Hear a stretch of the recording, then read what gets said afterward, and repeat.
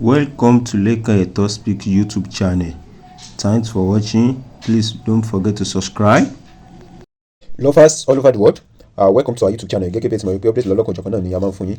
Update eléyìí tí àtúnwá tó ṣẹlẹ̀ ní ìlú Ìbàdàn níbi tí àwọn ọlọ́pàá tí wọ́n ti yìnbọn pa ọmọ bàbá kan. Bàbá yẹn ó ń try láti gbé ọmọ ẹ̀ lọ sí WAEC center níbi tó ti máa ṣe exam.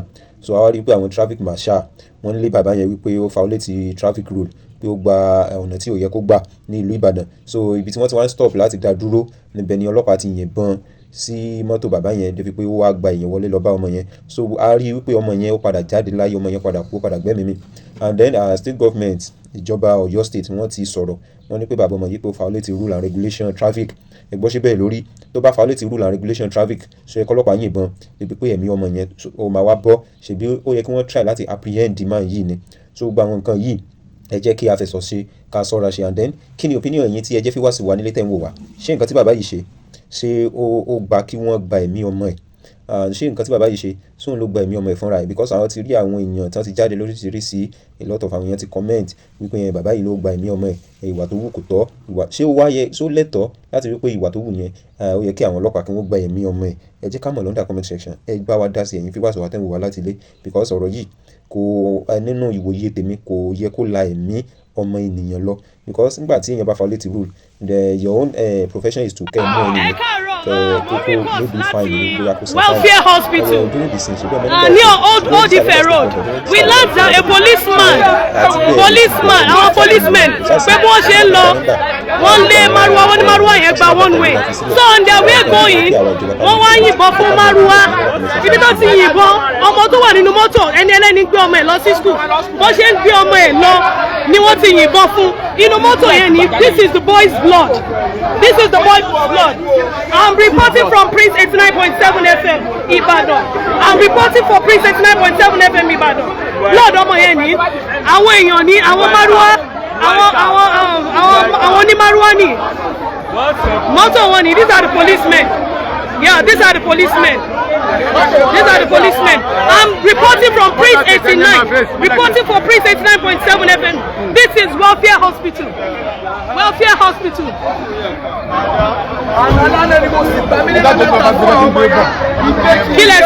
I need to see that boy.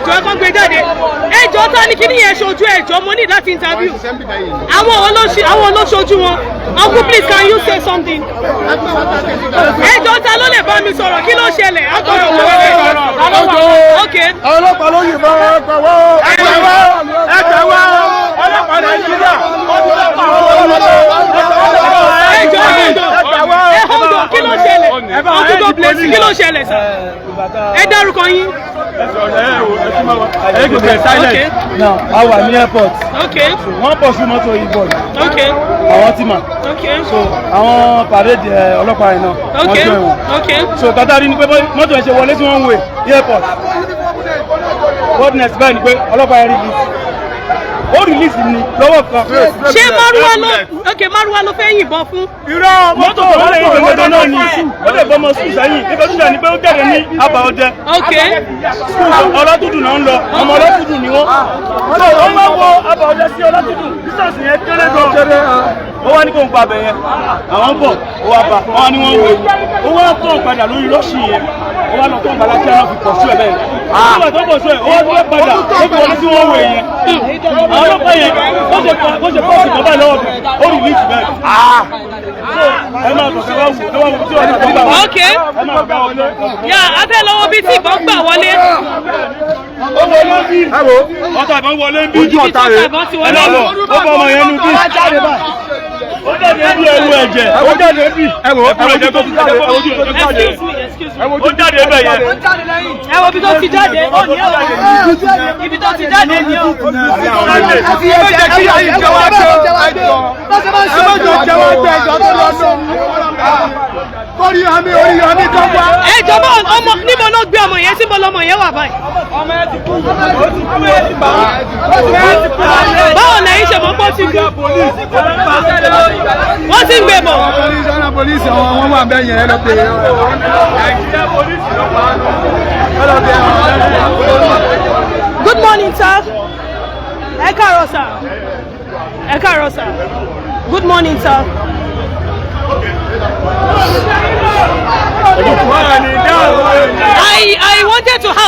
with them, but they said no. The policemen said no. That they are not interested in speaking with me. That they are not interested, but we saw the stray bullet. Aribiti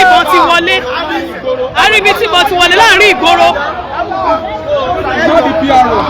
Okay, you're the PRO, sir. It's not the PRO. Then who is the PRO? No, I'm trying to talk. So he should. Sorry, he should. He's supposed to attend to me. Yes. Oh, yeah, please attend to me. Yes. The child is my junior brother child. Good. Thank you. Bàbá ẹ̀ ń bọ̀ látọ̀dé gbà yìí. Okay. Wọ́n wá ń lébọ̀. Wọ́n lè dé airport. Okay. But trailer ló di mọ́ wọ́n gbọ́ ọmọ náà lọ bí tó ti kọ̀ wáyé kiri. All right. Ẹ wá ìbò fún Ó fẹ́ lọ kọ̀ wáyé. Ọmọ yẹn lọ kọ̀ wáyé kiri. Ọmọ 17 years. Ìbejì ni. Ẹ wá pàtó náà. Ẹ wá ìbò fún. Ẹ wá ìbò. Kí ọmọ òyìnbó pààyàn, ẹni pé ẹ̀yìn kan, bí alábàtà ló ti wá, alábàtà kò ní ṣẹ̀ṣẹ̀ ló ti wá. Mo wá ní kí ló dé tí mo wá lọ jí bọ́ ìyẹn mu, tó wà ní mọ́tò tó jẹ́ dráìfà, tó lẹ́yìn tó ká ti sá lọ, káwọn máa pa òun náà. Ẹ wá ní kó máa sá lọ, ó fẹ́ wọ fún ní ṣẹ̀ṣẹ̀ yẹ́bọ̀sì ọ̀jọ̀ wọlé, ó wá lọ jí owó ní yẹ́bọ̀sì lọ́rùn. Ẹ wá ní mọ́tò náà ní kẹ́yìn wá rescue, kẹ́ẹ́sì ẹ̀mí. Mọ́tò náà ní kẹwàá rescue lórílẹ̀-èdè Nàìjíríà. Ọmọ tó mọ́dé ní lórílẹ̀-èdè Nàìjíríà. Lábẹ́ òfin. Àwọn ọlọ́pàá bá gidi. Mọ́tò náà ní kẹwàá rescue. Wọ́n sọ fún mi bá àdúgbò ìwé. Kì í sẹ́yìn èèyàn. Sir, you were saying something right now. You said you're not a dókítà tó gbé wọn yẹn wá ní. Dókítà tó gbé wá ní. Doctor, please. Ọ̀nà àwọn náà ní nǹkan lórí. Sorry, doctor, I need to speak with you, please. Hold on. Just hold on. This is the doctor that brought the boy here. This is the boy. This is the doctor. Doctor, what happened? Please, I need to have a word with you. It was a straight bullet. Okay. He hit him the side of his waist. Jesus. And he died by getting from his waist. What happened to your head, please? You need to talk. You need... of people that use a stick to hit me and my... When you were trying to rescue the boy, right? When I wanted to rescue the boy and the policeman. So the rest ran away. There are 9 in numbers. So the boy is dead now? I only picked only one out of them. So where is he now? Where is he? He's under my custody for now. Okay. Just to bring out peace and calm among the citizens of Nigeria. All right. Please, thank you very much. The division of the police. Skylet. Where is Skylet? The ASP, the Assistant Commissioner of Police, warned him this morning. He's supposed to be on off. Okay. This morning. So what is he doing on duty? To join those Ottoman. Okay. The problem comes from the Ottoman. Okay. That's normal. Thank you very much, doctor. Your name, sir, please. Your name, please. Dr. Deyoju Ayinla. Okay, thank you very much. Wait, now we are still here reporting live at Welfare Hospital. We are told the boy is dead. We are told the boy is dead. This is the car.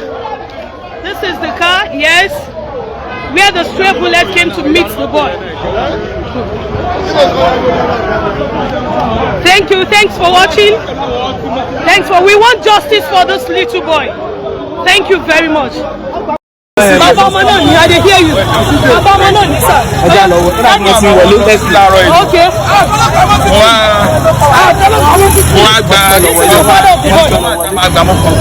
We're going to school this morning, and there is a one way very close to where we are going to turn. So they tried to stop us, and they tried to maneuver there. The first time, the second time they hit the car. So when they later escaped their arrest, the next thing we heard was a gunshot. The boy was gasping they were trying to stop him, and he did not stop. It was this white man and all that. So who shot the gun? The police. We didn't know that there was police with them. Because the white man don't use gun. They don't use gun. We don't know. He shot the door. He passed through the bumper. We have the video. We have the picture. ìjọba ló lọ lọ́pàá ìjọba sì ti ṣetán láti take responsibility láti bá investigate so ìtò wù mí jù ó ní pé ká fún wọn láǹfààní láti ṣiṣẹ́ ẹ̀yin ẹ gba nọ́mbà ọ̀gá wa tí wọ́n jẹ́ olùbádámọ̀ràn gómìnà nípa ètò tẹ́ bá ti gbà ẹ máa pè wọ́n èmi ní nọ́mbà wọn ní tèmi èmi náà máa pè wọ́n èyí fún yín á sì máa ṣiṣẹ́ lórí ẹ̀ táàfin ìdájọ́ òdodo tẹ́ gbọ́ nítorí ọ̀rọ̀ èmi appreciate gọ́fìnà Ṣèyí Mákindé fúnra ẹ̀ tí ò bá appreciate ìtẹ̀sẹ̀ lé for him to have given us the opportunity to get to enter this and they want to take the boy from us wọ́n ti sọ pé àwọn take up matter nìyẹn so ẹja fún wọn láǹfààní láti ṣe so torí pé táwọn kẹ́nà ni pé ìjọba ti ṣe báyìí fọkàn wa balẹ̀ lókù ẹ ṣe gan ni. níjọ ọlọ́pàá mọ́. Lovers all over the world, a lérò pé ẹ ti farabalẹ̀ wo fídíò ẹ rí kọ́mẹ̀ntì Alhaji Oriyomi Hamzat ẹ dẹ̀ rí kọ́mẹ̀ntì àwọn èèyàn náà tí wọ́n sọ̀rọ̀ nípa nǹkan tó ṣẹlẹ̀ sí ọmọ tí àwọn ọlọ́pàá yìnbọn pa ní ìlú Ìbàdàn nípa wípé wọ́n ní bàbá ìfà olóòtú rúùlù traffic so gba àwọn kan yìí náà ni la fẹ́ jẹ́ kẹ́ ẹ bá wa dá sí ẹ̀yin tẹ́ bá ń wà láti lè kọ́mẹ̀ntì yín wúlò gidi so that tẹ́ bá kọ́mẹ̀ntì lọ́dọ̀ fídíò yìí àwọn ẹlòmíì náà tẹ́ bá ń wò tẹ́ bá ń fìrẹ̀ láti lé wọ́n á lè sọ̀rọ̀ sí so ẹ ṣé gan ni I appreciate love yín so far we love you all thanks for watching.